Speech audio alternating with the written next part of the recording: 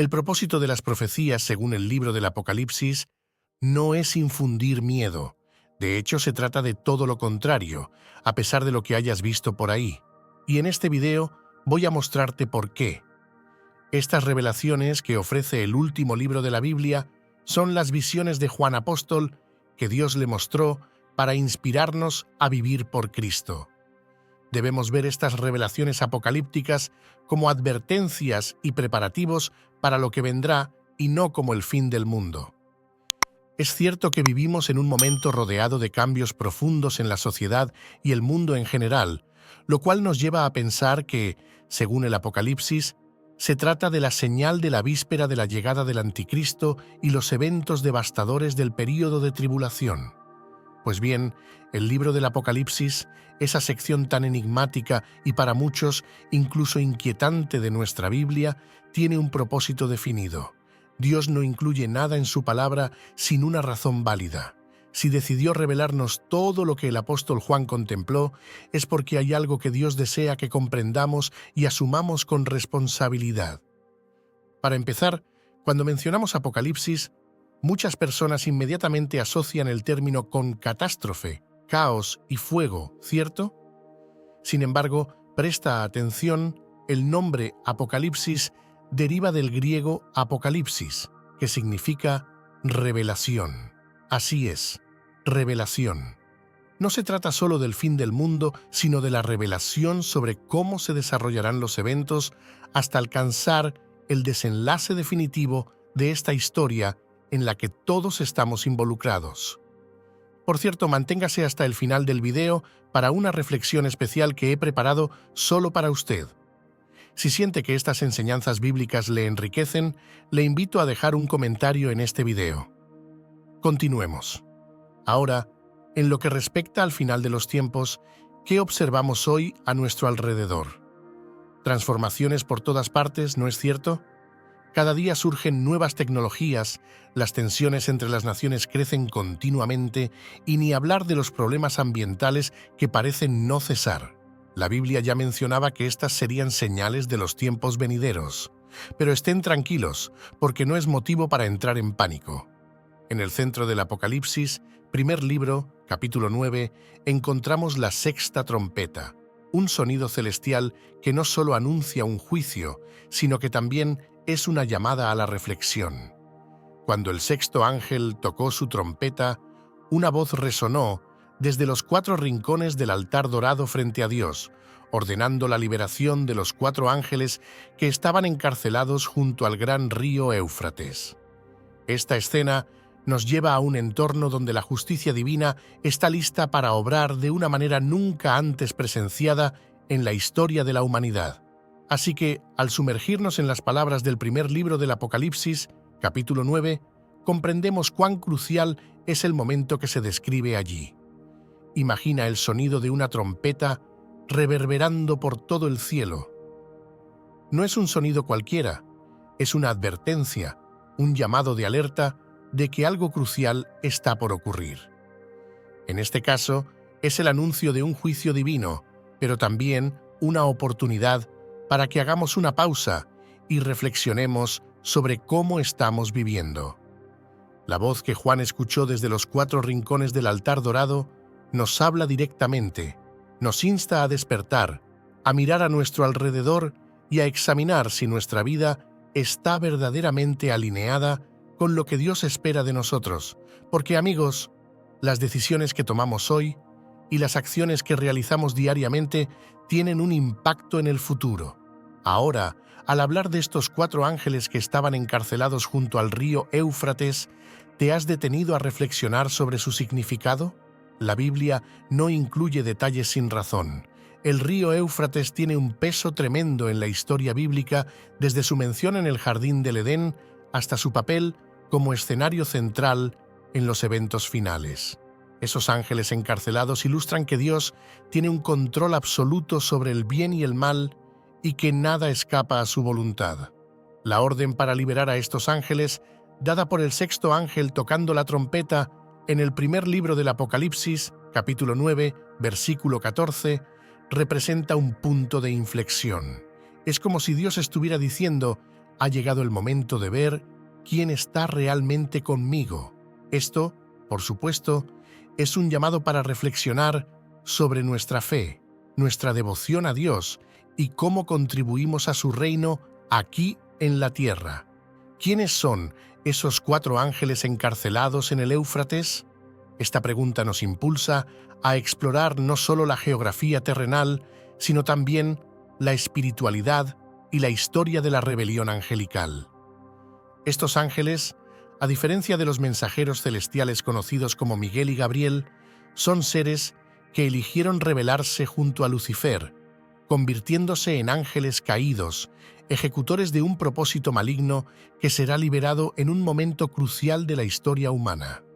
Al considerar el asunto de los 4 ángeles retenidos en el Éufrates, empezamos a comprender un poco más sobre toda esta trama espiritual. No es simplemente una historia de buenos contra malos, como vemos en las películas, sino algo más profundo, relacionado con las decisiones que estos ángeles tomaron en la revuelta encabezada por el mismo Lucifer. Lucifer era un ángel de luz, una de las criaturas más hermosas que Dios creó. Sin embargo, el orgullo lo llevó a querer ocupar el lugar de Dios, lo que resultó en su expulsión del cielo junto con todos los ángeles que eligieron unirse a él en su rebelión. Ahora nos enfrentamos a estos 4 ángeles que permanecen encarcelados, aguardando el momento de ser liberados para cumplir un propósito que nadie quisiera presenciar de cerca. La misión de estos ángeles, revelada en el despliegue de la 6ª trompeta en el primer libro del Apocalipsis, capítulo 9, versículo 14, es sumamente grave. Al ser liberados del río Éufrates, estos seres espirituales traen consigo la autoridad para destruir a 1/3 de la humanidad. La mención del río Éufrates no es accidental, simboliza una frontera no solo geográfica, sino también espiritual. Una vez cruzada, altera el rumbo de la historia. Estos ángeles, a diferencia de los servidores celestiales de Dios, representan una fuerza destructiva, una manifestación del juicio divino permitido por Dios como respuesta a la creciente rebeldía humana contra sus mandamientos. Reflexionemos más profundamente sobre esta inquietante misión que se ha confiado a estos ángeles prisioneros. Una vez liberados, tendrán el poder de destruir a 1/3 de la humanidad. Esta información es perturbadora, ¿verdad? Pero no temamos, hay más que comprender al respecto. El río Éufrates, como se ha señalado, no se menciona por casualidad. Es más que un curso de agua visible en el mapa. En la Biblia, este río tiene un profundo simbolismo. En primer libro de Éxodo, capítulo 23, versículo 31, ya sirvió como un límite para el pueblo de Israel, separando lo conocido de lo desconocido, lo seguro de lo peligroso.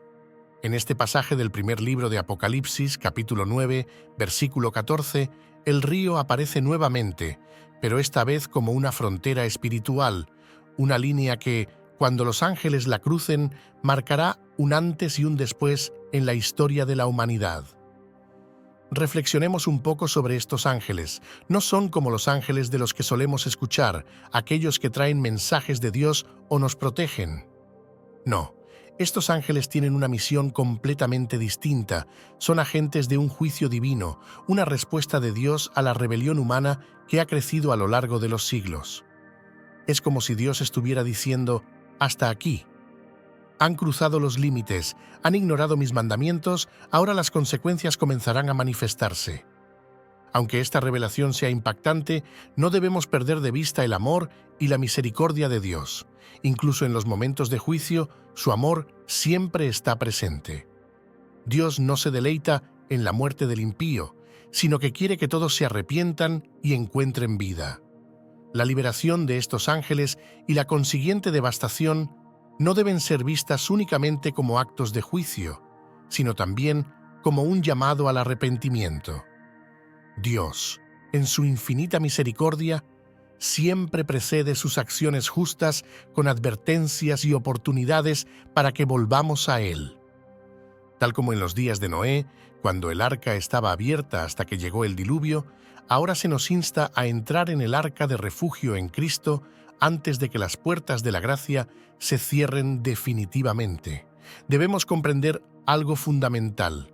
Al hablar de la liberación de estos ángeles y el daño que causarán, es fácil centrarse únicamente en el temor y la destrucción. Sin embargo, hay algo mucho más profundo en marcha.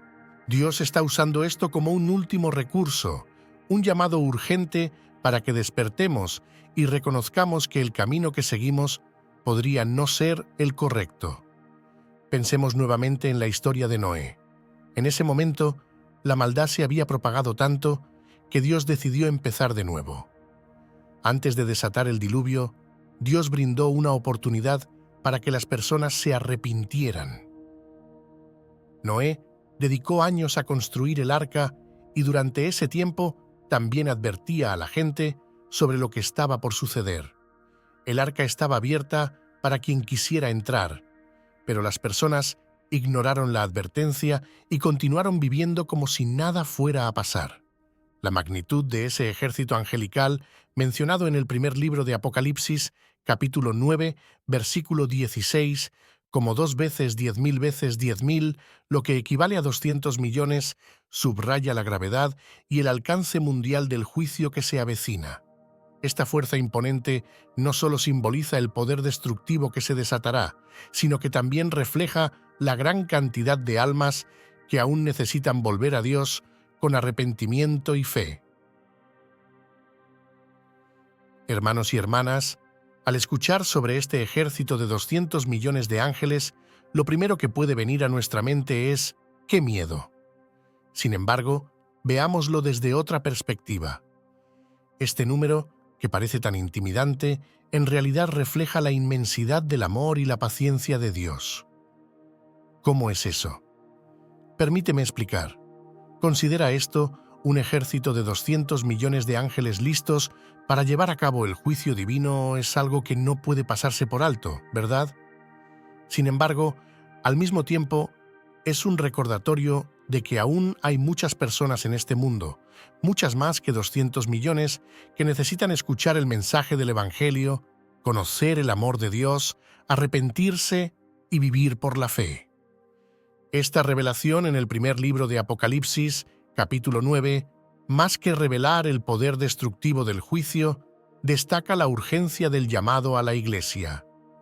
Es como si Dios nos estuviera diciendo, miren, tengo paciencia, estoy esperando, pero el tiempo está llegando, y antes de que llegue, quiero que todos tengan la oportunidad de volverse a mí. Lo más trágico de los eventos escritos en el primer libro de Apocalipsis, capítulo 9, no es solo la devastación provocada por los ángeles, sino la dureza de corazón de la humanidad restante, que, incluso frente a la evidencia del juicio divino, se niega a arrepentirse de sus malas acciones. Esto es una advertencia sombría que nos invita a reflexionar sobre la naturaleza humana y la urgencia del arrepentimiento. Queridos amigos, al adentrarnos en el primer libro de Apocalipsis, capítulo 9, encontramos algo que llega profundamente al corazón.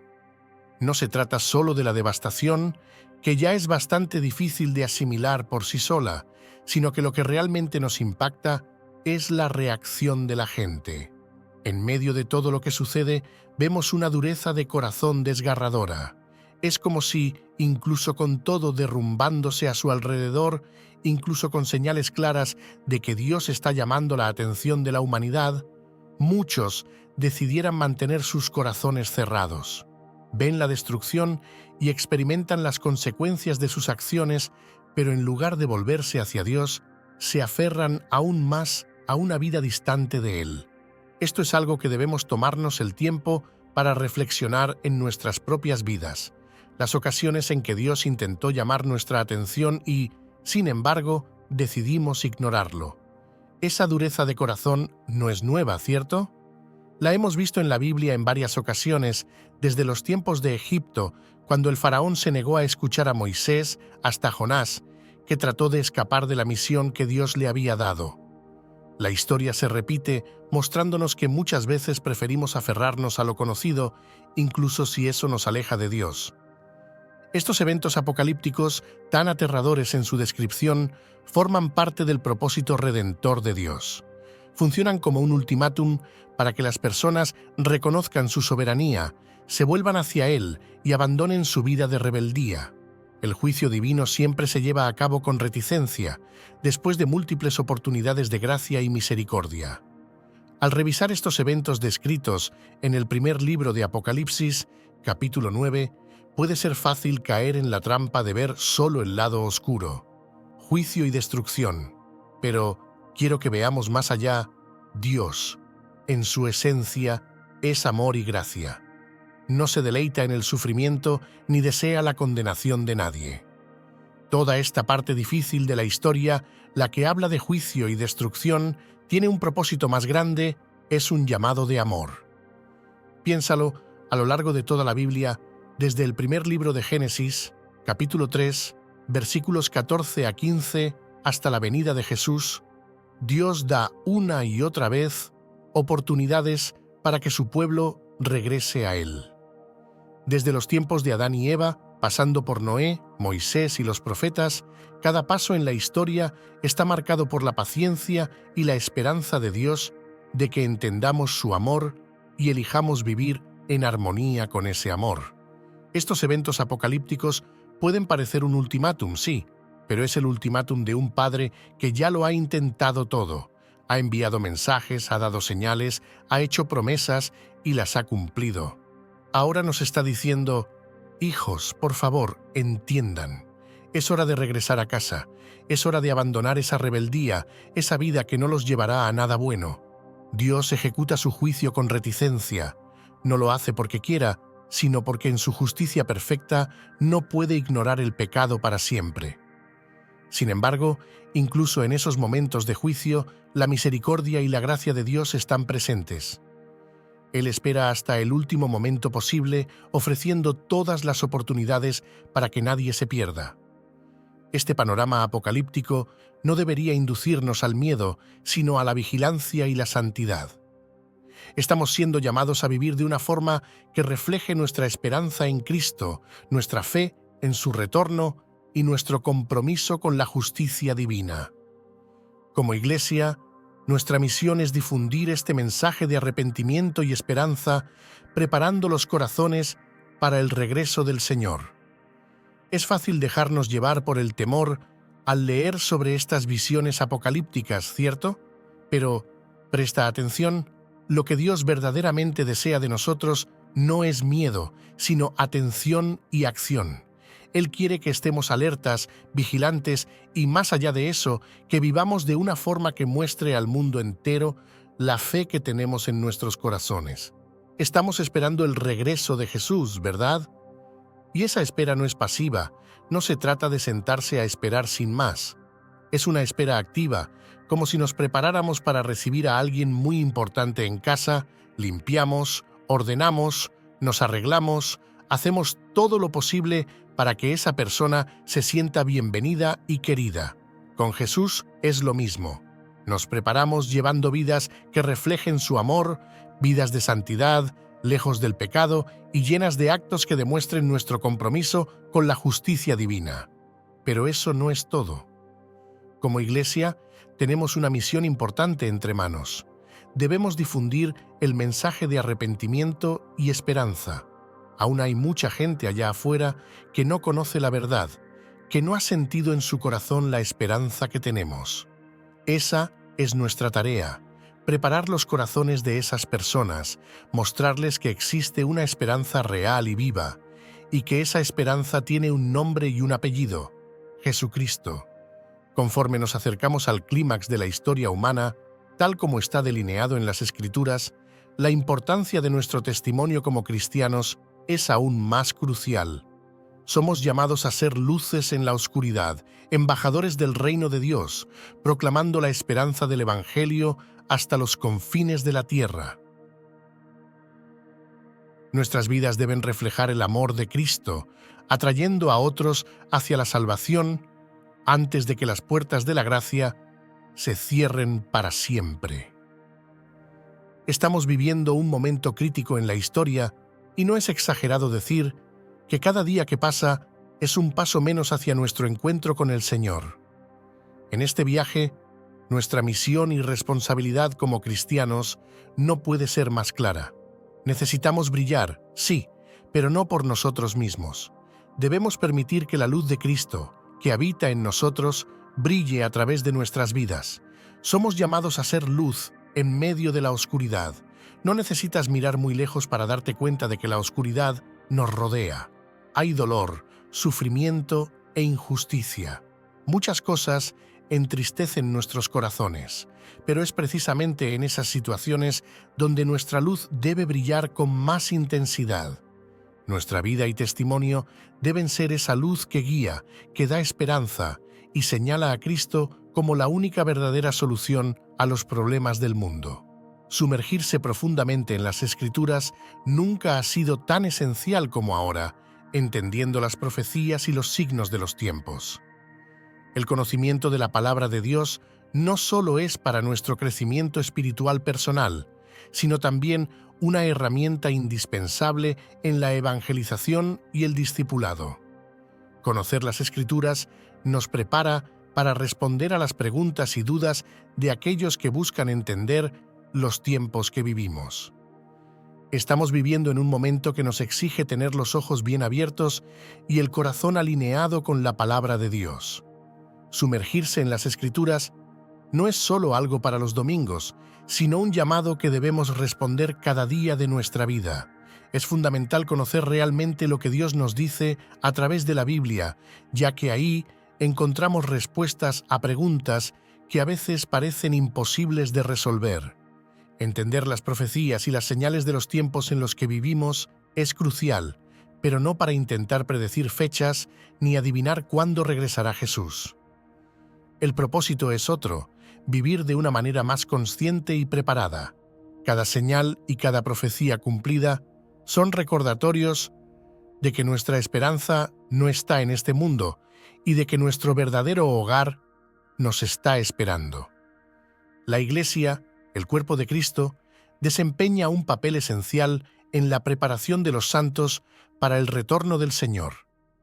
Mediante la enseñanza, la adoración, la comunión y el servicio, nos fortalecemos mutuamente en la fe, nos animamos en los desafíos y crecemos juntos en santidad. La Iglesia debe ser un faro de esperanza y paz en medio de las tormentas de la vida. Queridos amigos, nunca subestimemos el poder y la importancia de la Iglesia en el plan de Dios. Como cuerpo de Cristo, tenemos una misión especial en los tiempos que vivimos. Es en este espacio de amor y fe donde nos reunimos para aprender más sobre lo que Dios espera de nosotros, para adorar al Señor en espíritu y en verdad, para compartir las alegrías y penas de la vida en comunión, y para servirnos unos a otros y a la comunidad que nos rodea. Cuando nos reunimos, ya sea en cultos, estudios bíblicos, células o grupos pequeños, estamos haciendo mucho más que cumplir con una rutina religiosa. Estamos reforzando nuestra fe y preparándonos para lo que está por venir. No es un secreto para nadie que la vida tiene sus tormentas, ¿cierto? Hay momentos que parecen abrumarnos, pero es ahí donde la Iglesia entra como un faro de esperanza, un refugio de paz que nos recuerda que no estamos solos en este camino. La oración y la intercesión se vuelven cada vez más cruciales a medida que nos acercamos al final de los tiempos.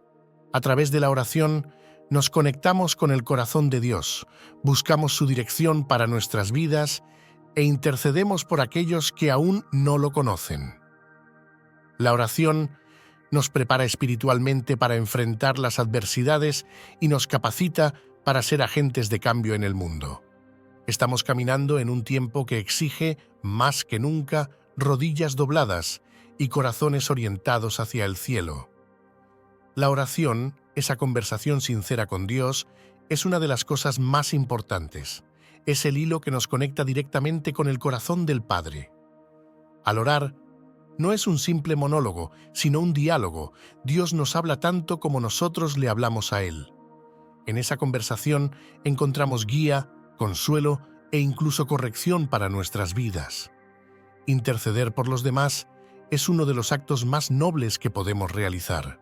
Hay muchas personas ahí afuera que todavía no conocen el amor de Dios, que están perdidas y sin esperanza. Al incluirlas en nuestras oraciones, estamos, de alguna manera, extendiendo su mano hacia Dios, diciendo: Padre, aquí hay alguien que necesita de ti. Eso es algo muy poderoso. La oración nos prepara para enfrentar las dificultades, ya que al orar nos fortalecemos, nos llenamos del Espíritu Santo, lo que nos proporciona una base sólida para afrontar lo que venga. No es que estemos libres de problemas por orar, pero tendremos una perspectiva diferente sobre ellos, con esa paz que solo proviene de Dios, una paz que supera todo entendimiento. Vigilancia es la palabra clave para los cristianos de todos los tiempos, especialmente ahora. Debemos estar atentos a las artimañas del enemigo, a las tentaciones del mundo y a las sutilezas del pecado que intentan desviarnos del camino estrecho. Estar vigilantes también implica estar atentos a las oportunidades para testificar y servir, listos para cada buena obra que Dios ponga frente a nosotros. Si hay algo que no podemos olvidar, es nuestra vigilancia. Vivimos en un mundo lleno de distracciones y cosas que, si no estamos alerta, pueden desviarnos del camino que conduce a la vida eterna. El enemigo no está jugando, conoce nuestras debilidades y sabe exactamente dónde golpear para intentar derribarnos. Pero, gracias a Dios, no estamos solos en esta lucha. Queridos amigos, estar vigilantes no es solo tener los ojos abiertos, sino también tener el corazón y la mente alineados con la palabra de Dios. Es utilizar la armadura espiritual que el Señor nos ha dado para resistir las tentaciones y engaños de este mundo, y es saber decir no cuando todo a nuestro alrededor dice sí. Sin embargo, ser vigilantes no es solo evitar el mal, también implica hacer el bien. Es estar atentos a las oportunidades que Dios pone en nuestro camino para testificar de su amor, para servir al prójimo y para ser las manos y los pies de Jesús aquí en la tierra. ¿Cuántas veces pasamos junto a alguien que necesita una palabra de consuelo o un gesto de amor y simplemente lo ignoramos porque estamos demasiado ocupados o distraídos con las preocupaciones de este mundo? En nuestro camino hacia la eternidad, no estamos solos. La comunión de los santos, tanto de aquellos que ya partieron como de los que caminan con nosotros, es una fuente de aliento y fortaleza. Al compartir nuestras luchas, victorias, tristezas y alegrías, recordamos la gran nube de testigos que nos rodea, animándonos a correr con perseverancia la carrera que se nos ha propuesto en el primer libro de Hebreos, capítulo 12, versículo 1. Qué hermosa es esta jornada de fe que estamos recorriendo, y aunque a veces podamos sentirnos un poco solos o perdidos, la realidad es que nunca lo estamos. Hay algo especial sucediendo a nuestro alrededor, algo que tal vez no siempre veamos, pero que siempre está ahí, la comunión de los santos. Piensa en cuántos hermanos y hermanas en Cristo han pasado por este mundo a lo largo de la historia. Enfrentaron dificultades, ganaron batallas, lloraron, rieron y vivieron la fe de una forma tan profunda que dejaron marcas eternas. Ahora forman parte de esa gran nube de testigos, observándonos y alentándonos. Es como si nos pasaran el relevo y nos dijeran: «Vamos, tú puedes. Si nosotros pudimos, tú también podrás». Y no son solo aquellos que ya se han ido, también nos tenemos unos a otros aquí y ahora. La comunión de los santos ocurre cada domingo en la iglesia, en las reuniones de oración durante la semana, en los grupos pequeños y en las conversaciones después del culto.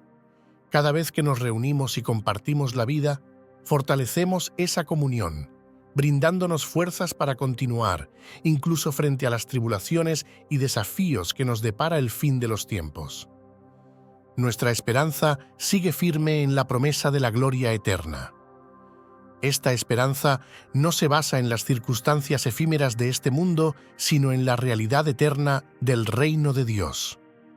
Como herederos de la salvación, anhelamos no solo el regreso de nuestro Señor, sino la consumación de todas las cosas, para morar eternamente en la presencia de Dios. Hermanos y hermanas, estamos viviendo en un momento que para muchos parece ser de tribulación y desafío. Pero en medio de todo esto, Contamos con un ancla, una esperanza que no titubea, que no fluctúa con el paso de las estaciones ni con las noticias que escuchamos. Esta esperanza se funda en algo mucho mayor que cualquier cosa que podamos experimentar aquí en este mundo. La esperanza que llevamos en el corazón proviene directamente del corazón de Dios. Es una promesa de Él para nosotros, una promesa de gloria eterna, de un hogar que Él está preparando donde no habrá más lágrimas, dolor ni despedidas. Anhelamos con todo nuestro ser el regreso de nuestro Señor Jesús. Pero eso no es lo único, queridos míos. También esperamos la consumación de todas las cosas, el momento en que lo que ahora ocurre llegará a su fin. Y finalmente viviremos para siempre en la presencia de Dios. Imagina qué maravilla vivir en un lugar donde el amor de Dios lo abarca todo, donde la paz no es solo una palabra bonita, sino una realidad experimentada en cada instante. Hacia eso nos dirigimos, y es lo que nos mantiene firmes, incluso cuando todo parece derrumbarse a nuestro alrededor. La gran comisión de llevar el Evangelio a todas las naciones es más urgente que nunca. Cada cristiano tiene la misión divina de compartir las buenas nuevas de salvación en Cristo Jesús y de hacer discípulos en todas las naciones. Este es nuestro mandato celestial que debemos cumplir con esmero y dedicación, conscientes de que nuestro trabajo en el Señor no es en vano. Estamos viviendo un tiempo en el que las palabras de Jesús sobre llevar el Evangelio a todas las naciones resuenan con una urgencia que no podemos ignorar. Nunca en la historia ha sido tan sencillo llegar a los rincones más alejados del mundo, ya sea en persona o a través de Internet y las redes sociales. Tenemos las herramientas a nuestro alcance, pero lo más importante es que llevamos en el corazón esa misión divina, esa llama que Cristo mismo encendió en nosotros. Cada uno de nosotros, independientemente de la edad o el trasfondo, tiene esa hermosa misión de compartir las buenas nuevas. Y qué maravillosa noticia tenemos para comunicar. La noticia de que hay salvación en Cristo Jesús, que hay esperanza y un amor que venció a la muerte. Hablamos de una verdad que transforma vidas, que restaura corazones y cambia destinos. Hacer discípulos en todas las naciones imagina la grandeza de esa tarea. Desde nuestro pequeño rincón podemos impactar el mundo y formar parte de la historia eterna de alguien. Esto no es una carga, sino un privilegio, un honor. Es algo que debería llenar nuestros corazones de alegría y motivarnos cada día a vivir de una manera que refleje el amor de Dios. Este mandato celestial viene acompañado de una promesa. ¿Conocen la promesa de que nuestro trabajo en el Señor no es en vano? Cada oración, cada conversación sobre Jesús, cada acto de amor inspirado por el Evangelio tiene un valor eterno en los cielos. Así que, hermanos y hermanas, abracemos esta misión con todo celo y dedicación. Seamos fieles en este llamado, sabiendo que al final podremos mirar atrás y contemplar los maravillosos frutos que Dios generó a través de nuestra simple obediencia. A medida que los eventos finales se despliegan, es fundamental que despertemos a la realidad espiritual que impregna nuestra existencia. Nuestra lucha no es contra carne y sangre, sino contra las fuerzas espirituales del mal en las regiones celestiales. Reconocer esta verdad nos equipa para enfrentar las batallas espirituales con la armadura de Dios, firmes en la fe y poderosos en oración. No es raro pensar que nuestros mayores desafíos son los que podemos ver y tocar, ¿verdad? Sin embargo, la Biblia nos recuerda una verdad fundamental. Nuestra lucha real está en el plano espiritual. Puede sonar como si la vida fuera un juego de ciencia ficción para algunos, pero es la verdad más pura. Las fuerzas del mal, aquellas que desde el principio han tratado de desviar al pueblo de Dios, siguen activas y buscan hacernos tropezar. El punto clave es este: reconocer esa realidad espiritual es el primer paso para equiparnos adecuadamente para esta batalla. Cuando comprendemos que la lucha es espiritual, valoramos más las armas que Dios nos ha dado. No es con fuerza física que venceremos a estas fuerzas espirituales del mal, sino con la armadura de Dios que Pablo describe en el primer libro de Efesios, capítulo 6, versículos 10 a 18. Es con verdad, justicia, la preparación del Evangelio de la paz, fe, salvación y la palabra de Dios como enfrentamos al enemigo. Y por supuesto, todo ello respaldado por la oración, que es nuestra línea directa con el Padre. Finalmente, este momento en la historia no es solo un periodo de advertencia, sino también una invitación divina a la transformación. Dios nos llama a dejar el conformismo, a rechazar las obras de las tinieblas y a vivir como luces en este mundo, anticipando la llegada de nuestro Señor Jesucristo. Que estemos siempre preparados, viviendo de manera digna del Evangelio, para que, en la vida o en la muerte, podamos testificar la gloria de Dios. Dios, en su infinita sabiduría y amor, no nos deja caminar por esta vida sin dirección. Nos llama a una vida que va mucho más allá de lo que podemos imaginar. No es cualquier llamado, es una llamada a la transformación. Puede parecer más sencillo seguir el flujo del mundo, vivir en el conformismo, evitar conflictos y simplemente cerrar los ojos a lo que no está bien a nuestro alrededor. Pero eso no es lo que Dios tiene planeado para nosotros. Nos llama a renunciar a las obras de las tinieblas, esas cosas que sabemos, en el fondo, que no nos benefician y que no agradan a Dios. Pero no se trata solo de renunciar y decir no a lo que está mal. Dios nos llama a algo aún más hermoso, vivir como luces en este mundo.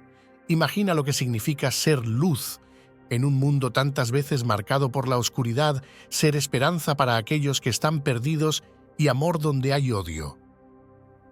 Eso es vivir el Evangelio en su esencia, anticipando aquí y ahora un poco de lo que será la eternidad con Dios. ¿Cómo logramos esto? ¿Cómo nos convertimos en esa luz? Viviendo de una manera digna del Evangelio. En cada palabra, en cada acto y en cada decisión reflejamos a Jesús. Vivimos de tal forma que, ya sea en la alegría o en la tristeza, en la salud o en la enfermedad, en la vida o incluso en la muerte, podamos testificar la gloria de Dios. Así que, queridos amigos, recibamos esta invitación divina con corazones abiertos. Dejemos atrás el conformismo y elijamos cada día ser luz y seguir a Jesús, que cuando Él regrese nos encuentre a nosotros, sus fieles seguidores, listos para celebrar la eternidad en la gloriosa presencia de Dios. Que así sea. Amén. Si estas reflexiones y enseñanzas bíblicas han sido una fuente de luz y guía en sus momentos de duda, le invito a dejar un comentario en este video para compartir los pensamientos o emociones que estas palabras hayan despertado en usted. Haga clic en la campanita para no perderse nuevos vídeos. Sus comentarios son el alma de nuestra comunidad, iluminando el camino para todos nosotros. Juntos sigamos adelante en este viaje de fe y esperanza. Que Dios le bendiga